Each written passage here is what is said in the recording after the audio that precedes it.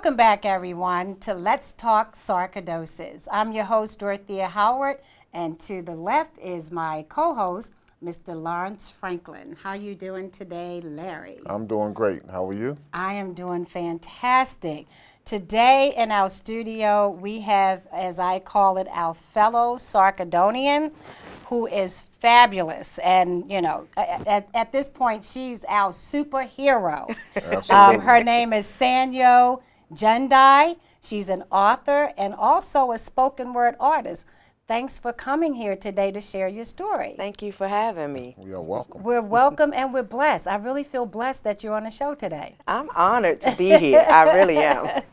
So let's start with your name because it's very interesting and I love the sound of it. So Thank what you. does your name mean? Sanyo Jundai is a combination, two African names. Sanyo is a Yoruba, from Yoruba, and it means one who gives thanks. And Jundai is from Zimbabwe, and it means, well, one who gives thanks. One who appreciates her past is Sanyo, and Jundai is gives thanks. So together, it's a Yoruba and Zimbabwe name, meaning one who appreciates her past and gives thanks. Wow, that's really interesting. So based on your bio, you've had a few health challenges, and that's the least that I can say, because I would say you have many health challenges. So can you tell us about that? Sure. It's been an amazing journey. Our bodies are amazing how they react to illness. Absolutely. And I battle ankylosing spondylitis, which is a rare form of arthritis. It's a rheumatological illness. And then I was diagnosed with sarcoidosis. And after sarcoidosis, I was diagnosed with lung cancer. After lung cancer, I was diagnosed with fibromyalgia, and then the other smaller illnesses, I guess I can say, and I won't even say smaller for high blood pressure because that's a silent killer, but high blood pressure came along with that. Chronic iridocylitis with my eyes came along with that. The inflammation, because all three illnesses were, well, all two illnesses, ankylosing spondylitis and sarcoidosis, are systemic diseases, then they affect other parts of my body as well. So, And you know, on that note, I want all the viewers who are watching to just take a minute and do a silent prayer to realize how blessed we really are. Yes, we are. You know, so we complain about certain things that we have, but listening to you, everyone needs to just take a minute and just stay positive. yes. Absolutely stay positive. Now, oftentimes people get sad, and I've known people that get sad and depressed when they're diagnosed with a serious illness, such as sarcoidosis, and then you have many on top of that. So did you experience that at any point in your life? Briefly. It was very brief. At the onset of the diagnosis of sarcoidosis, because I had just gotten ankylosing spondylitis under control, so to speak, and the sarcoidosis came, it was out of nowhere. And so I was initially, it was, why is this happening? I don't want to go through another illness. But it was so brief. And immediately I changed it around to what you just said about positive thoughts, because I truly believe our healing begins in our mind. And the positivity, the way you think about it and the way you assess it, that's how your body is going to respond. Absolutely. Can you say that again, please? I like when you said brief, but can you just repeat that real quick, please? Yes, with the way that our bodies are amazing and the way we think about the illness and the way we assess it is how our body responds. So if we're sad and depressed, then our body's going to respond in kind. Exactly. Amen. Exactly. So, Sonia, when were you first diagnosed with sarcoidosis? 2004. 2004, I was diagnosed with sarcoidosis, and it came out of nowhere. I had this really bad chest pain, really bad chest pains, a heaviness, felt like someone was sitting on my chest, and my breathing began to get short, and so I went to the emergency room, and that wasn't the initial of the diagnosis because they thought it was cancer. They told me I needed to see an oncologist right away, and because I didn't have health insurance, which is another issue altogether in our country, but because I didn't have health insurance, they couldn't do anything for me. But they said it was aggressive. It had already attacked my liver, lungs, and spleen, and I needed to see an oncologist right away. So that left me a little devastated. I'm sure. To not know what exactly was going on, and if it was cancer, that it was moving so rapidly. So, does anyone else in your family suffer with these illnesses? No, sir. I was the first in my, at least I'm the first that knows about it. Because we all know that sarcoidosis can lie dormant in your body for a while before and go undiagnosed because it mimics other illnesses as well. But I'm the first to know about it. And sometimes it can manifest itself in clusters in people's families. So you gotta watch your siblings and family members. I have my children already prepared to make sure that they're checking themselves and so forth. So at least we know the signs. Yes. You know, and that's critical, because one of the things that we don't want to do, and we tend to do, is sometimes we see the signs and we ignore them. Or it'll go away. But no, you have to take every little thing. You don't have to be, you know, hypochondriac or anything, but definitely not. But you need to make sure to pay attention. That's right. Yes. Exactly. So, how does sarcoidosis affect your life? It's given me a new normal. Because my breathing is still, sometimes it gets labored, sometimes it's still affected. Walking stairs affects me. I exercise, but I have to do everything in moderation. I've learned moderation. Yeah, that's the key word. That's how it's affected my key life. Word. Yes, I have learned moderations, and I still have days where I'm really down and out and can't get out of the bed and so forth.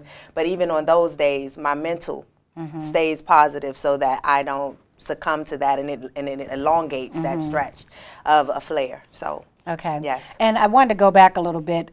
What were your symptoms before you were diagnosed? Did you have any type of symptoms at all? I had nothing that I knew of. I had these little marks, lesions, I guess you would say, on my body, on my arms and my back and my. Typical. Yeah, and so but the doctor never thought there was anything wrong with that. And there's a mark here on my eye that was there since I was a child. And the doctors, when they first started to check to see what I had, they biopsied the lesions on my body, and that came back inconclusive. And then, but the heaviness on my chest was what led to, that was the only symptom I had, that immediate onset of that heaviness on my chest and the shortness of breath. And after that, that's when the test began. Well, that's enough right there, because that's scary just for that. Yes. That's kind of what happened to me. Yes, that's how I was. It's onset. Yeah. Now, before I ask the next question, I noticed that you're very active for a woman that's battling a chronic disease. And that's why I say you're our superhero today on the show. Absolutely. You know, I want you to let our viewers know exactly what you do. Can you tell us what you do?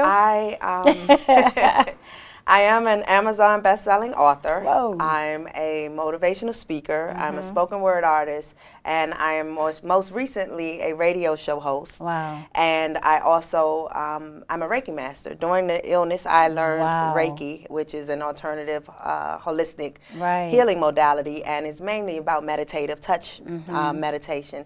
And so I learned that and became a Reiki master, and all of that is what helps keep me going. Right. It's what helps me to, and I am busy. I do stay busy, but the key was listening to my body. The key is because there are times that I haven't balanced the busyness with my health, and so I can, and I think it's mainly because I forget that I have some limitations. Right. I forget some days that I have health limitations, and so I push myself and push myself, and then sometimes that stress of it all will cause a flare. Right. But I definitely stay busy. And see, this is a sign of staying positive, you know, the state of mind, you know, because look at all the great things that you do, and you haven't let this illness get you. No. And that's the main thing. And, you know, has your illness ever impacted your work? Yes, definitely. My illness in 2012, I was a training coordinator for federal police. for the dispatchers, and the illness had gotten so bad. I was hospitalized in that year probably about 4 or 5 times. And I mean, 2-week stays. And so the illness began to take over. And because the job was high demanding, I traveled a lot. The last travel was in Denver. And when I was in Denver, it all came crashing down. I mean, because of high altitude. The altitude Wow. really affected me greatly. Oh, and my I mean, to the goodness. point where it kicked in every illness I have. The fibromyalgia kicked in, the ankylosing spondylitis. I couldn't walk, I couldn't breathe, my I could barely goodness. breathe. So by the time I came back and I went to the doctor, and they told me, you know, you're going to have to leave work. So it definitely affected my work, my daily, day-to-day work, because I had to leave work due to the illnesses. So that's on the negative side. So on the positive side, has it inspired your work? Has the illness inspired you? Definitely. On the positive side, I mean, and it's oftentimes we look at things that take place in our lives as a negative, the things that make us like losing a job. And during that time, I lost everything. I lost the job, and while I waited for disability, I lost my home, I lost my car, I lost everything material that you can think of, credit shattered.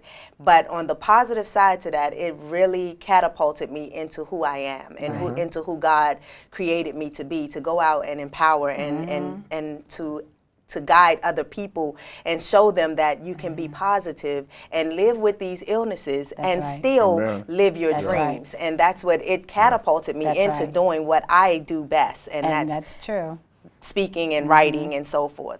So it definitely, I mean, even to the point where I had a TIA, and when I had the TIA, the transit ischemic attack, which is a prelude to stroke, I had a TIA and I was in the hospital for 7 days. In them 7 days, I wrote a book. Wow. And when I came out, and that is, I say that to say to a testament to the power of God and positive thinking, because as I was laying in the hospital, I began to think about, what if this TIA was a stroke? And what if I had become incapacitated? And every book, every speech, everything that lies inside me will go to the grave, where most greatness dies without being realized. And so I said, let me start writing now to encourage people that even in the midst of the storm, you can press forward. And if you keep your mind straight, you will press forward and succumb, and not succumb, but overcome whatever it is that's trying to take you down. So I started to push out my books, started to push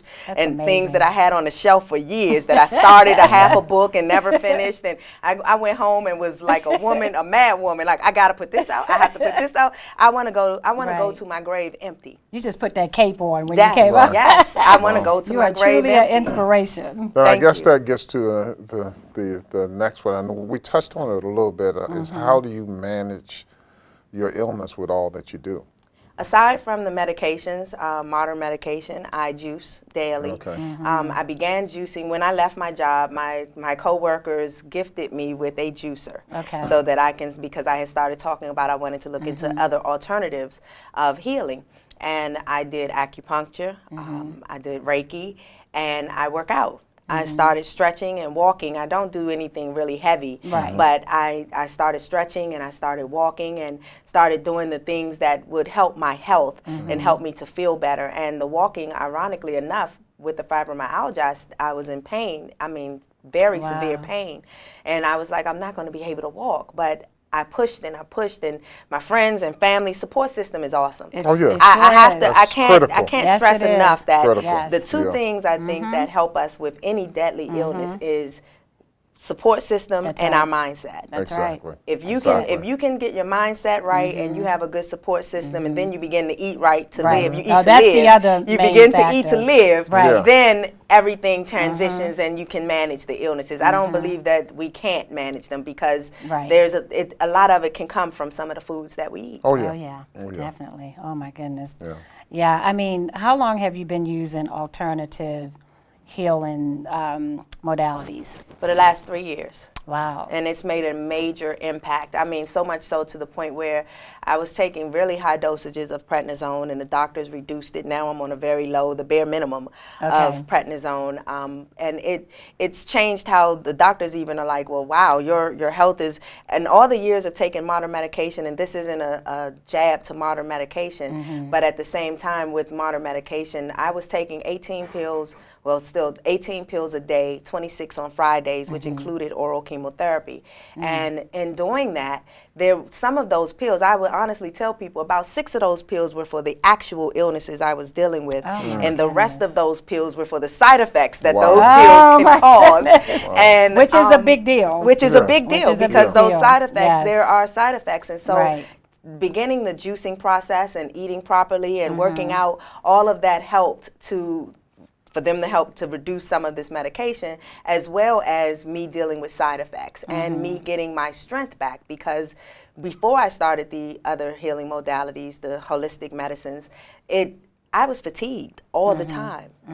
Getting out of bed was a literal chore to get out of bed. I know that feeling. Yes, and I mean, of course, and anyone dealing with a systemic illness knows that fatigue goes hand in hand with it. Absolutely. But the juicing and working out and eating properly has helped dramatically in my life. Wow. Yes. So what motivates you?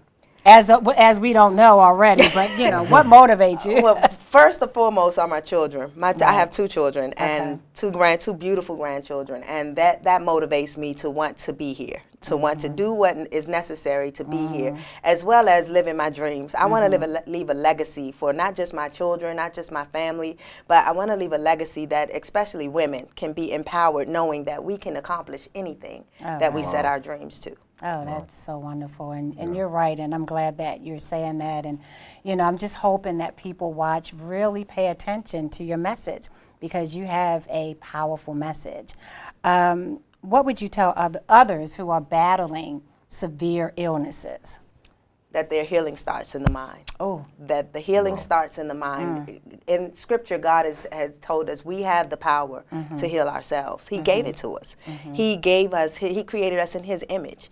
And with that being said, then we have to know that within our deepest parts of our core, that we have the power if we start here. And that healing begins in your mind. And so that would be what I would tell people, to encourage yourself, empower yourself, find support groups. If you don't have a family, a large family that's surrounding you, then find support groups that can help you with dealing with your illnesses and managing the illnesses. And don't speak of them as your illnesses, because when we claim those as our illnesses, it will be ours. It is ours. That's right. We are taking ownership of it. I don't take that. ownership of these illnesses. They happened to me, and I am managing through them. So, you know, on that note, don't go anywhere, everyone. We're going to come right back, and we will have Sanjo do some explosive spoken words. So don't change that dial. I gotta write. Have to write, cause these lines are my life. I gotta write, have to write, cause these lines are my life.